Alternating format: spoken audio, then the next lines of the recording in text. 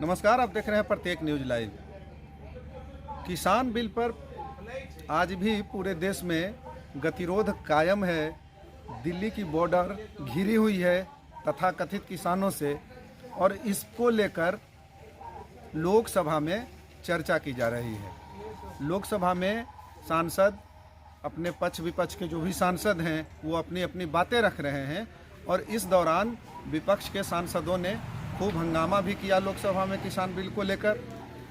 विपक्ष के सांसद को मुंगेर सांसद राजीव रंजन सिंह उर्फ ललन सिंह ने जो जवाब दिया वो आपको आज जरूर सुनना चाहिए। मुंगेर सांसद ने विपक्ष को करारा जवाब देते हुए बताया कि कैसे इस किसान बिल से किसानों का हित है, किसानों का कैसे इससे फ़ायदा होगा, और एपीएमसी जिसे बाजार समिति के नाम से बिहार में जाना जाता था, 2006 में उसे समाप्त कर दिया गया था। उसके बाद से बिहार में किसानों की हालत अच्छी हुई, पैदावार किस तरह से बढ़ी, बिहार को कितने बार पुरस्कार प्राप्त हुए केंद्र सरकार की ओर से, और वो डॉक्टर मनमोहन सिंह के समय से ही बिहार को ये पुरस्कार प्राप्त होते रहे हैं। जो मुंगेर सांसद ने स्पीचेज दिए हैं लोकसभा में, अधीर रंजन चौधरी के बोलने के बाद उन्होंने उनका जवाब दिया। जदयू संसदीय दल के नेता भी हैं राजीव रंजन सिंह, और उन्होंने इस नाते कोरोना काल से लेकर किसान आंदोलन तक का चर्चा किया। उन्होंने 26 जनवरी को जो लाल किले पे किया गया उस पर विपक्ष ने आलोचना नहीं किया था। कोई भी विपक्ष का सांसद उसकी आलोचना लोकसभा में नहीं किया। इसके लिए उन्होंने विपक्ष को जमकर लताड़ा है और उन्होंने इसे देशद्रोह की संज्ञा दिया। आज आपको उनकी पूरी स्पीच जरूर सुननी चाहिए। और पूरे देश में जो किसानों के नाम पर इस तरह से आंदोलन चलाया जा रहा है और उसका विपक्ष राजनीतिकरण करने के साथ ही उसका फ़ायदा उठाने में लगी है, इससे एक बड़ा गतिरोध जो पैदा हुआ है, इससे जो भ्रम की स्थिति उत्पन्न हुई है किसान बिल को लेकर, वो आपकी दूर हो जाएगी। आज आपको ये स्पीच उनकी जरूर सुननी चाहिए। कैमरा पर्सन राम प्रकाश के साथ रविशंकर, प्रत्येक न्यूज लाइव। शुरू कीजिए। महोदया, मैं राष्ट्रपति के अभिभाषण पर प्लीज अरविंद जी बिठाइए, आप भी बैठिए, इनको भी बिठाइए। 2 मिनट पहले एक्स्ट्रा दिया, 2 मिनट और हो गया। बहस का टाइम नहीं है, राजीव जी का टाइम मत खराब करें। राजीव जी आप शुरू करें। महोदया, no I have already given. मैं राष्ट्रपति के राजीव जी शुरू कीजिए। राष्ट्रपति के अभिभाषण पर जो धन्यवाद का प्रस्ताव पेश हुआ है, मैं उसके समर्थन में बोलने के लिए खड़ा हुआ हूं। महोदया, 29 जनवरी को महामहिम राष्ट्रपति ने केंद्रीय कक्ष में दोनों सदनों के सदस्यों को संयुक्त रूप से संबोधित किया। राष्ट्रपति एक संवैधानिक संस्था है और राष्ट्रपति को न पक्ष से लेना है न विपक्ष से लेना है, लेकिन राष्ट्रपति के अभिभाषण के दौरान जो विपक्ष का रवैया रहा वह लोकतंत्र के लिए कदापि स्वस्थ परंपरा नहीं। आप सहमत हो सकते हैं, आप असहमत हो सकते हैं, आप सरकार की नीतियों से सहमत हो सकते हैं, असहमत हो सकते हैं, उसके लिए सदन है। सदन में आप चर्चा कीजिए, सहमति असहमति व्यक्त करिए, लेकिन किसी संवैधानिक संस्था को अपमानित करने का काम यह लोकतंत्र के लिए स्वस्थ परंपरा नहीं है, और इसकी जितनी निंदा की जाए वह कम है।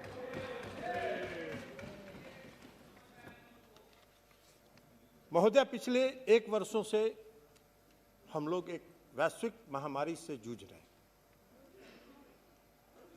और यही बजट सत्र चल रहा था पिछले वर्ष जब वैश्विक महामारी का दौर शुरू हुआ था, और सदन की कार्रवाई समाप्त करके और तत्काल लॉकडाउन लागू किया गया। 23 मार्च को लॉकडाउन लागू किया गया। इस देश के प्रधानमंत्री ने, जब इस देश में फैल रहा था कोरोना, कोविड-19 का प्रवेश कर रहा था, उस समय ने प्रधानमंत्री ने सही निर्णय लिया और देश की अर्थव्यवस्था और किसी चीज की परवाह नहीं करते हुए लॉकडाउन को उन्होंने लागू किया। उसका परिणाम है। उसका परिणाम है कि आज हमारे देश में कोरोना वायरस और कोविड-19 नियंत्रण में है और पूरे तौर पर नियंत्रण में है। हमारा, अरे बैठ जाओ ना यार, अरे बैठ जाओ। Sit down.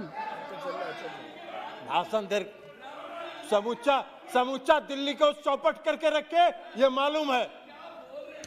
पूरे दिल्ली में अव्यवस्था फैला के रखे थे, भाषण दे रहे हैं। भगवान मान जी की बात रिकॉर्ड में नहीं आएगी। राजीव जी आप बात कीजिए। बैठ जाओ। पूरे दिल्ली का चौपट कर दिए। और महोदया मैं एक बात बताऊं,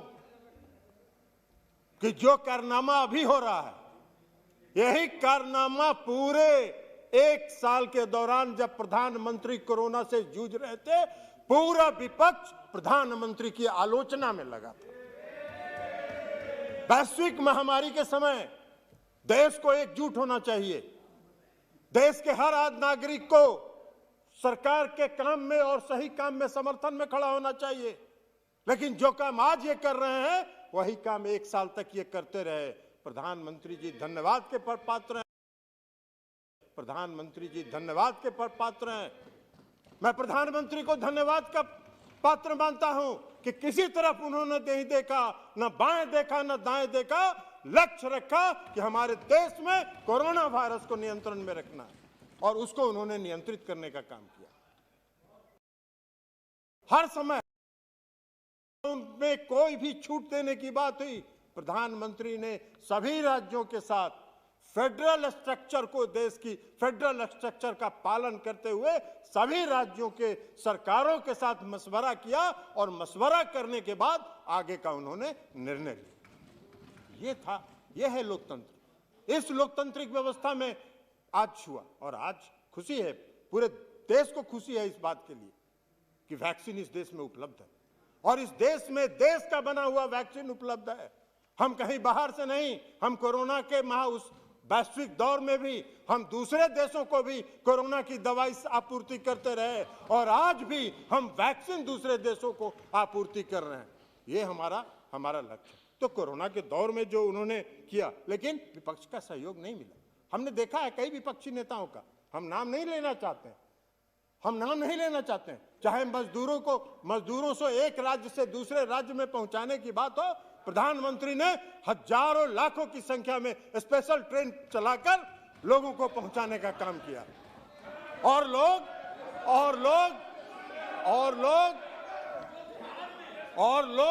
प्लीज बी सीटेड। और लोग ड्रामा करते रहे और लोग कुछ रिकॉर्ड में नहीं जाएगा इनका बोला हुआ। यूपी के बॉर्डर पर बस और टेम्पू ऑटो लगा के उसका नंबर जारी कर रहे थे। वाह रे वाह भाई वाह, क्या देश को चलाना चाहते हैं, क्या जिम्मेवारी के साथ देश में वैश्विक महामारी से लड़ना चाहते थे। तो इसलिए महोदया, मैं आपके माध्यम से पूरे वैश्विक महामारी के दौरान जो कुछ भी हुआ और जो कुछ भी प्रधानमंत्री जी ने कदम उठाया, आज उसका परिणाम है कि हमारे देश में कोरोना नियंत्रण में बहुत से विकसित देश है, जापान है, अमेरिका है, इटली है, फ्रांस है, इंग्लैंड है, कई विकसित देश हैं। उन देशों में नियंत्रण में नहीं रहा, लेकिन हमारे देश में कोरोना नियंत्रण में रहा और यह प्रधानमंत्री जी की उपलब्धि है।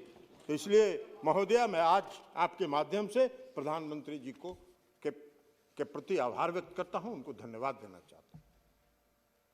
अब कांग्रेस पार्टी के नेता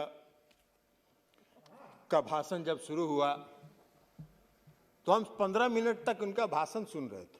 समझ में नहीं आ रहा। अब हमको बोलने दीजिएगा कि आप ही बोलिएगा? इनको कुर्सी पर बैठा दीजिए वहां, यहां से बोलने के बजाय। तो हम जब कांग्रेस पार्टी के नेता का भाषण सुन रहे थे तो 15 मिनट तक हमको ये नहीं समझ में आया कि क्या बोलना चाह रहे हो, क्या कहना चाह रहे हैं।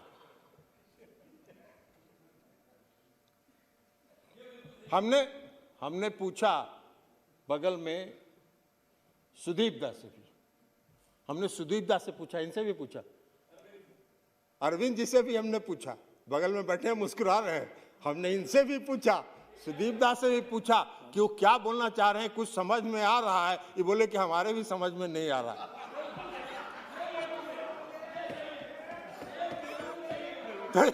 क्या बोलना चाह रहे थे वो उनको कुछ भी पता नहीं था। भगवान जी, वो कभी रविंद्रनाथ टैगोर, कभी नेताजी सुभाष चंद्र बोस, कभी श्यामा प्रसाद मुखर्जी, कहां से कहां वो उछल कूद कर रहे थे। और अंत में वो आए किसानों की समस्या पे। भाई, किसानों की समस्या के बारे में क्या जानते हैं? क्या जानते हैं किसानों के? आपकी पार्टी के बारे में इस देश के किसान सबसे बड़े नेता थे चौधरी चरण सिंह। आपकी पार्टी में भी थे, कांग्रेस पार्टी में बहुत लंबे समय तक था, उन्होंने बिताया। उन्होंने हुबली में जो भाषण दिया है किसानों के सम्मेलन में, उसके कुछ अंश हम आपके माध्यम से सभापति महोदय पढ़ना चाहते हैं। उन्होंने लिखा, सारी उम्र मैंने भी कांग्रेस में बिताई है, लेकिन कांग्रेस के लीडरान इलेक्शन के वक्त किसान को याद करते हैं, गांव में जाते हैं, किसान और मजदूर की बात करते थे, लेकिन दिल्ली और बंगलोर में जाकर उसी किसान को भूल जाते थे। यह कहा चौधरी चरण सिंह जी ने हुबली में 4 नवंबर 1979 को, जिसके बल पर वो चुनाव जीत के आते थे। अन्न के पैदावार की कीमत मुकर्रर की जाए तो आपके भेजे हुए ये प्रतिनिधि आम तौर पर किसान के खिलाफ राय देते थे। कांग्रेस पार्टी, उन्होंने शुरू में कहा है कांग्रेस पार्टी,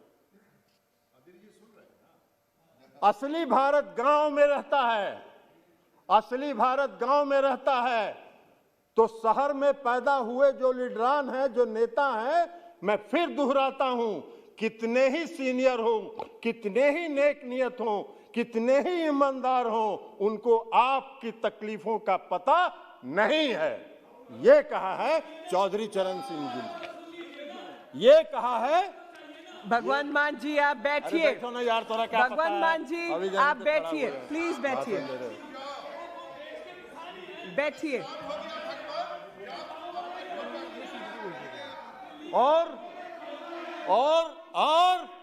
और सुनिए, अभी बताएंगे आपको। 1 मिनट राजीव जी। भगवान मान जी, इस सीट से ये आपको व्यवस्था दी जा रही है कि आप अपनी सीट पे जाइए, आप अपनी सीट पे जाइए, आप बैठिए, आप जाइए अपनी सीट पे पहले, और जब आपकी टर्न आएगी तब बोलिए।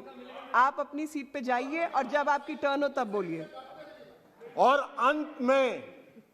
अंत में मैं एक शब्द और कहना चाहता हूं। चौधरी चरण सिंह जी ने जो कहा, किसानों तुम हड़ताल नहीं कर सकते, और न मैं चाहता हूं कि तुम हड़ताल करो, ये कहा है चौधरी चरण सिंह जी ने किसानों के लिए। क्या है किसानों की समस्या? गलत है ये। बार एक बात बोलो तो वो समझ सकते हैं, बार बीच में है किसानों की समस्या। एक मेंबर का पार्टी है। कई नेताओं ने चर्चा की,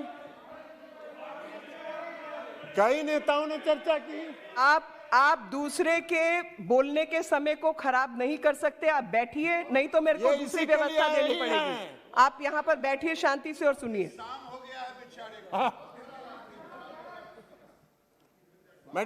मैडम, हम महोदय ये जानना चाहते हैं कि क्या है किसानों की समस्या। क्योंकि जितने नेताओं ने किसानों की बात की, किसी ने नहीं कहा कि 3 बिल में कौन सा प्रावधान है जो किसानों के हित में नहीं है। एक भी कोट नहीं किया इन्हें।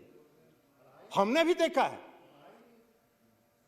मेरे पास प्रोसीडिंग है पूरे डिबेट का, जब ये तीनों बिल पास हो रहे थे सदन में, एक शंकाओं का समाधान कृषि मंत्री आदरणीय नरेंद्र तोमर जी ने किया है। उस समय क्या है किसानों को क्या चाहिए? किसानों को चाहिए अधिक उत्पादन, किसानों को चाहिए अधिक मूल्य, और दोनों प्रावधान किया गया। उत्पादन बाजार, वही उत्पादन मूल्य का मतलब क्या होता है, आपको समझ में आया? मूल्य का मतलब वही होता है। तो उनका जो उत्पादन मूल्य है वो सबसे ज्यादा उनको मिलना चाहिए। और इसके अलावा किसानों को क्या चाहिए?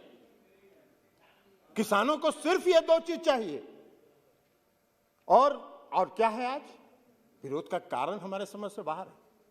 चूंकि बिहार देश में महोदय 6,64,000 गांव हैं, 6,64,300 कुछ गांव हैं, लगभग 6,65,000 गांव हैं। कहां हो रहा है आंदोलन? ये दिल्ली के बॉर्डर पर। ये आंदोलन किसानों का नहीं है, ये आंदोलन मंडी वालों का है। और इस दुकान ये आंदोलन बिचौलियों का है। किस बात के लिए भाई? किस बात के लिए? महोदया मैं आपको बताना चाहता हूं, आज क्या है इस कानून में? किसान अपना उपज कहीं भी बेच सकता है, जहां उसको मन करे वहां बेचे। फ्री है, जहां उसको ज्यादा दाम मिलेगा बिकेगा। क्या आपत्ति है भाई आपको? आप चाहते हैं कि किसान मंडी में ही धान बेचे? आप किसान अड़हतिया के यहां ही धान बेचे? यही चाहते हैं आप? ये कौन सा किसान के हित की बात कर रहे हैं? कहां किसान के हित की बात है? आज मिनिमम सपोर्ट प्राइस है, अगर किसान चाहेंगे मिनिमम सपोर्ट प्राइस के आधार पर सरकार को धान देंगे। खुले बाजार में उनको दिल्ली में बेचना होगा, दिल्ली में बेचेंगे। पटना ले जाके बेचना होगा, पटना में बेचेंगे। लखनऊ में ज्यादा कीमत मिलेगा, लखनऊ में जाके बेचेंगे। क्या समस्या है आपको? किसान को अधिक मूल्य चाहिए और किसान का उत्पादन होना चाहिए अधिक। आप कह रहे हैं कॉन्ट्रैक्ट फार्मिंग का विरोध। कॉन्ट्रैक्ट फार्मिंग आज नहीं है क्या? एक बटाईदार 10 लोगों का खेत लेता है और 10 लोगों का खेत लेके एक साथ वो खेती करता है। कॉन्ट्रैक्ट फार्मिंग है कि नहीं है? कॉन्ट्रैक्ट फार्मिंग है। कोऑपरेटिव फार्मिंग का आप विरोध कर रहे हैं। कहां लिखा हुआ उस कानून में कि किसान को जबरदस्ती कॉन्ट्रैक्ट फार्मिंग और कोऑपरेटिव फार्मिंग कराना होगा? आप अपने खेत के आगे बोर्ड लगा दीजिए, बड़का बोर्ड लगवा दीजिए अधीर रंजन जी, समूचा बड़ा लंबा चौड़ा बोर्ड लगवा दीजिए कि हम कोऑपरेटिव फार्मिंग के विरोधी हैं, हम नहीं देंगे, हम कॉन्ट्रैक्ट फार्मिंग के विरोधी हैं। इसका विरोध क्यों कर रहे हैं? किस बात का विरोध है? आपको बता दे रहे हैं, अभी बिहार पर भी आ रहे हैं, अभी तुरंत सुन लीजिए, बिहार पर भी आ रहे हैं। बिहार का आपको इतिहास बता देते हैं, आपको कुछ पता नहीं है। महोदय अभी बिहार की बात पूछ रहे हैं, मैं आपको बताऊं, आप सुन लीजिए। अरे बैठो ना यार, बिहार में बैठिए ना, बैठिए, वो बोलने दीजिए उनको, आप अपने टर्न पे बताइएगा। जी सुनिए, बिहार की बात अधीर रंजन जी ने पूछी। बिहार में बिहार के मुख्यमंत्री आदरणीय नीतीश कुमार जी ने एपीएमसी 2006 में समाप्त कर दिया। और 2006 में जब उन्होंने समाप्त किया, उसके बाद का परिणाम आपको हम बता दें। बैठिए, आप भी मानते हैं ना दाम नहीं मिलता, तो व्यवस्था कर रहे हैं। बैठिए बैठिए बैठिए, उसके बाद सुनिए, आप अपने टर्न पे बोलिएगा। क्या पता, उनको कुछ नहीं पता है। बैठिए, आप बैठिए। और उसके बाद महोदया एपीएमसी खत्म करने के बाद बिहार में उत्पादन बढ़ा, और बिहार में उत्पादन ही नहीं बढ़ा, अधिप्राप्ति भी बढ़ी। पहले जहां हम 4 लाख 5 लाख मीट्रिक टन का अधिप्राप्ति करते थे, आज 45 लाख टन का अधिप्राप्ति कर रहे हैं हम। ये कह रहे हैं नहीं मिल रहा है। बिहार में 2006 में जब एपीएमसी समाप्त किया गया, उसके पहले वो भ्रष्टाचार का अखाड़ा था। वहां के कृषि बाजार समिति के सचिव के पदस्थापन के लिए लाखों लाख रुपए की बोली लगती थी। जो हाईएस्ट बीडर होता था उसकी पोस्टिंग होती थी। ये था बिहार का हालत। और उत्पादन ये पूछ रहे हैं अभी क्या हुआ है, मैं इनको बताऊं। मक्का का उत्पादन 135% बढ़ा एपीएमसी समाप्त करने के बाद। धान का उत्पादन 119% बढ़ा एपीएमसी समाप्त करने के बाद। गेहूं का उत्पादन 118% बढ़ा एपीएमसी समाप्त करने के बाद, और मछली पहले आंध्रा का, वहां 90% मछली आंध्रा से जाता था, आज 20% मछली भी आंध्रा से नहीं जाता है, बिहार की मछली बिहार में बिकती है।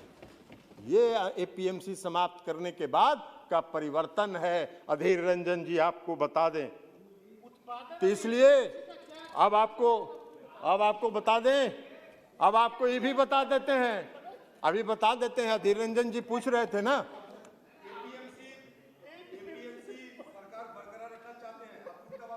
सुनिए ना, वही है कृषि बाजार समिति, वो रखे, अरे वो रखे, आपको ऑप्शन दिए हुए हैं, आपको ऑप्शन है, किसानों को ऑप्शन है, वो किसानों को ऑप्शन है। और वो सुनिए महोदया, ओहो, ए बद्योड़ी जी, अरे भाई बोलने दीजिए ना, क्या दिक्कत है? रमेश जी बैठिए प्लीज, डिस्टर्ब मत कीजिए, राजीव जी को अपनी बात कहने दीजिए।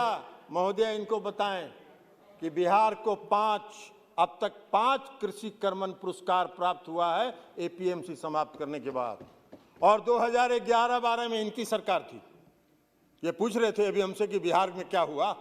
2011-12 में चावल में देश में सर्वश्रेष्ठ पैदावार के लिए कृषि कर्मण पुरस्कार मिला बिहार को। 2012-13 में गेहूं में मिला, 2015-16 में मक्का में मिला, 2016-17 में मक्का में मिला, और 17-18 में गेहूं में कृषि कर्मण पुरस्कार बिहार को प्राप्त हुआ है। 2 मिनट महोदया, तो इसलिए ये स्थिति है। अधीर रंजन जी आपको बता दें, ये है, और आपकी ही सरकार में मिला है। अब वैसे उसे करते रहिए, वो तो आपका आदत है, वो तो वैसे ही करते रहिएगा। अभी तो आप भाषण दे रहे थे, भाषण देते देते क्या कहे, ब्राह्मण और चंडाल। क्या आपकी सोच है भाई कांग्रेस पार्टी की क्या सोच है? कांग्रेस पार्टी की क्या सोच है? इन्होंने कहा कि धरना में और किसान आंदोलन में ब्राह्मण और चंडाल दोनों है। वाह, आपकी सोच का दाद देना होगा कि आपको ब्राह्मण और चंडाल, जाति सूचक शब्दों का इस्तेमाल करते हैं आप। आपका दाद देना होगा।